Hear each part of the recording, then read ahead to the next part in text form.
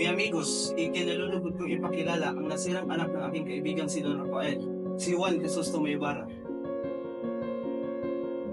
Ikinalulugod ko po kayong lahat na makilala. Aba, Padre Damaso, ang Kora ng San Diego. Ikinagagala ko pong makita muli ang matalik na kaibigan ng aking ama. Nagkamali yata ako. Lo siento, Regerencia. Hindi ka nagkakamali, Iho, ngunit hindi ko kailanman naging matalik na kaibigan ang iyong ama. Binabati kita sa iyong pagdating. Ako si Daniel de Guevara. Nakilala ko at malimit kong nakasama ang iyong ama. At masasabi ko, isa siyang kagalang-galang at matapat na mamamayan sa Pilipinas.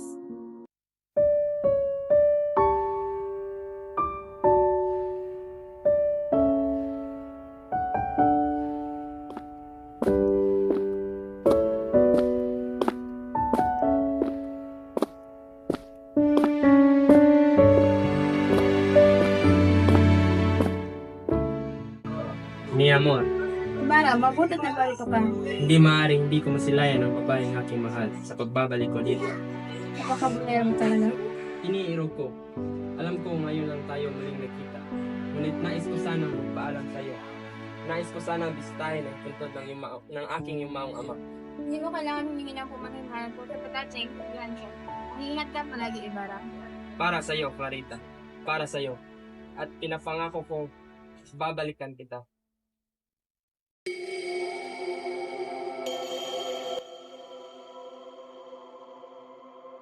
Ko.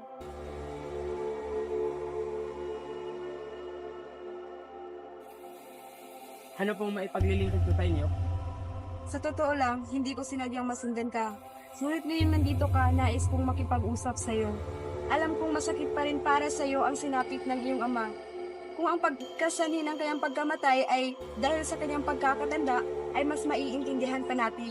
Pero, dahil sa sakit na kanyang natamasa sa selda, Ano po? Sa selda? hindi mo ba alam, Iho? Mabuti ang intensyon ng iyong ama. Tinulungan lamang niya ang mga bata mula sa mga taga-singil na buwis. Ngunit siya pa ang napasama. Ikinanong siya lang dahil sa kanyang kabutihan. Hindi niya man lang nalinis ang kanyang pangalan bago siya namatay sa selda. Di ko alam na hindi mo pala batid kung ano ang nangyari sa iyong ama. Salamat. Pero kailangan ko muna pumunta sa San Diego ngayon din.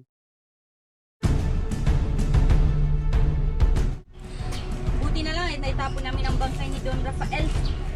Anong sinabi mo? Patawad po, Ginoo, pero kami po ay napagutusan lamang. Hindi naman po kasi namin iyan mailibing sa libingan ng mga insik dahil umuulan po noon, kaya amin na lang po itong itinapon sa ilog. Ikaw, anong ginawa mo sa katawan ng aking ama? Pag hinay-hinay ka binata sapagkat wala akong ginawa sa iyong ama. Kung hindi ikaw, sino? Sino ang mapangas na gumawa nito sa aking ama? Sa palagay ko ay si Padre Damaso. Uwi na tayo, Crispin. Naghihintay na sa namin sa kanan. Kuya! Hindi magnanakaw ang kapatid ko! Tama na po! Crispin! Basilio, kuya!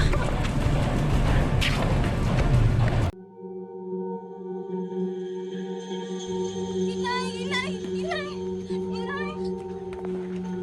Inay, si Crispin! Tinakip ng mga gwardiya sibil dahil pinatatangan na magnanakaw! No? Basilio? Anong nangyari sa'yo?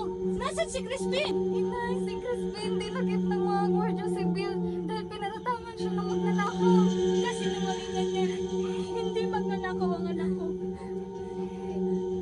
Tulungan mo ako, anak. Basilio, hanapin ng kapatid mo. Pumunta ka sa bandang roon at ako'y pupunta sa konbento. Sige po. Anak, Basilio, mag-ingat ka.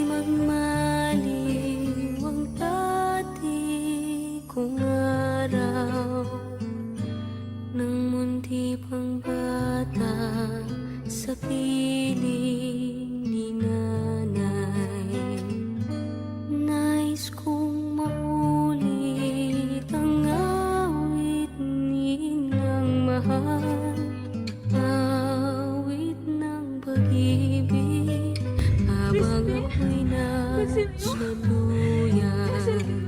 Nabigo akong Sana'y mahanap di kayo. magmaliw ang dating araw ng muntik ang bata sa piling.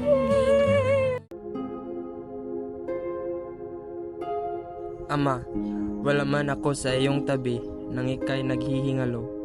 Di man kita nakapiling sa iyong huling sandali. Hindi man kita na ipagtanggol noong kailangan mo ng tagapagtanggol. Ngunit ipagpapatuloy ko ang iyong sinimulang paaralan para sa ating mga Indyo.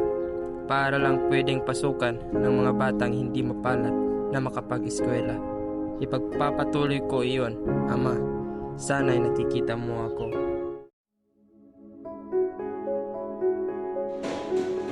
Sobra ang gastos ng paaralang iyan. Ang hirap sa mga Indyo ay nakapag-aral lang ng kaunti. Akala mo kung sino na.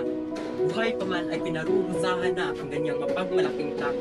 At ang taong yan ay namamatay at nabubulok sa bilangguan. Tulad na lamang ni Wala kahit sino man ang maaaring malikusta sa aking ama. Itong paring ito ang pinakaiwas-iwasan ko. Isang paring walang galang at walang utang na loob. Isa siyang demonyong nagbabanal-banalan. Nang dapat sa kanya ay mamatay. Wag! Gusto mo, wag! Wag! Wag! Gusto mo. Wag! Para sa akin, wag.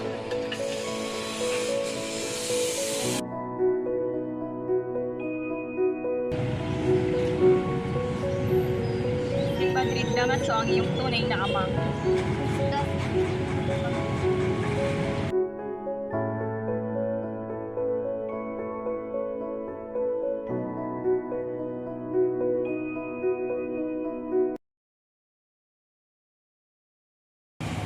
Kamusta lang pakiramdam mo dito? Inagawa ko na natin. Clarita. May sakit ka raw. Bakit ikaw ay nasa labas? Ako ay medyo mabuti na po. Ay siya nga pala. Maipapakilala ko sa iyong Ginoo, si Ginoong Linares. Ikinadagal akong makilala ang pinakamagandang babaeng nakita ko sa tanang buhay ko.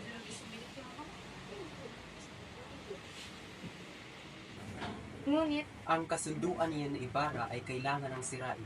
Kung hindi, malalaman ng lahat na ikaw ay anak ko. Mawawala ang dangal ng ina at ang kinikilalang ama mo.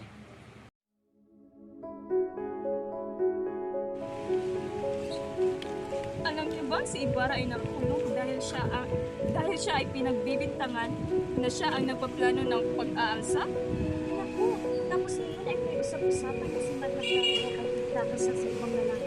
Yan ba ito totoo? Palagay ko oo sapagkat may pagtitig ng mga babae. Naging parang pagtitig ng salang mo namin na kawawa.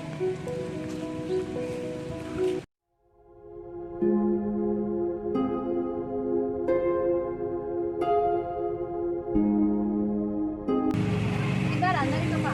Napag-alaman kong ikaw ay kakasal na. Nawa ay maging masaya ka, Clarita. Hindi ko ito gusto sapagkat wala man ako magawa. Meron kang magagawa, Clarita. Pwede mo akong hintayin. Anak ko, hindi mo rin naisip ka sa akin kung alam mo lamang na ama ko. Anong katotohanan? Ang tunay kong ama ay si Padre Damaso. Kung ipagpapatuloy ko sa inyo, magpupunyag ito sa karamihan at mapapahiya at pinakilalang ama at ina. Patawad iba, patawad mo. Patawad din. Patawad kung pinagdudahan ko ang nararamdaman ko para sa iyo. Ako ay tumakas lamang sinta. Kailangan ko muna umalis at magpakalayo-layo. Mahal kita, Clarita. Nanin mo tapos ang kapaparoon. Ako palagi na.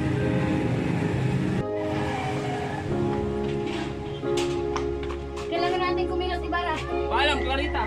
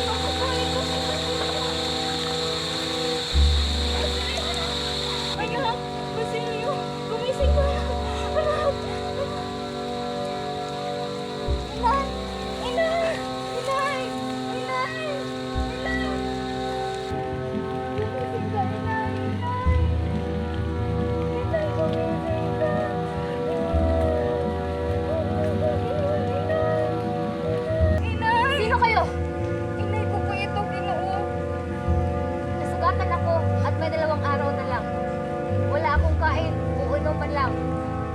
Sunugin mo ang bangkay namin ng iyong ina. At hukayin mo ang ginto, gamitin mo sa iyong pag-aaral. Namatay akong hindi ko man nasilayan ang ningning ng bukhang liwayway ng aking inang bayan. Kayong mapapalad na makakakita, batiin ninyo siya at huwag kalimutan ang mga nalugmok at nasawi sa dilim ng gabi.